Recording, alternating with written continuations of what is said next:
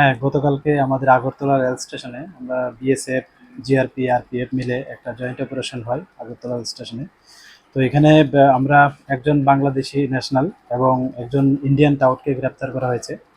তো অ্যাকচুয়ালি যিনি বাংলাদেশি নাগরিক উনি অবৈধভাবে বর্ডার ক্রস করে মানে আগরতলা রেল স্টেশনে উনি কলকাতা যেতে চেয়েছিলেন এরকম বলেছে।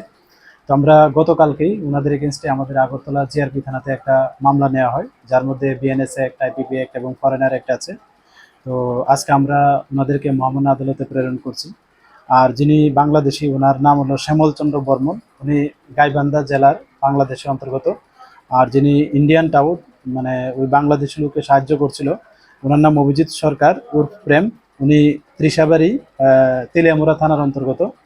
তো আমরা তাদের ইন্টারোগেশন এখনো চলছে। তো দেখি আমরা এর সঙ্গে আরো কে বা কারা যুক্ত থাকে, আমরা অবশ্যই তাদের আইনের আওতায় আনবো।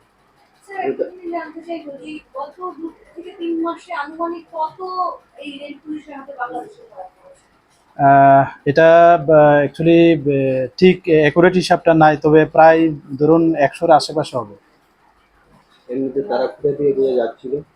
তারা অ্যাকচুয়ালি যিনি বাংলাদেশের উনি তো ঠিক ভাবে বলতে পারছে না, তবে আমরা দেখছি যে কোন জায়গা থেকে উঠছে। আর কিছু তাদের কাছ থেকে আমরা কিছু হিন্টসও পেয়েছি, কিন্তু তদন্তের স্বার্থে আমরা এখন বলতে পারছি না।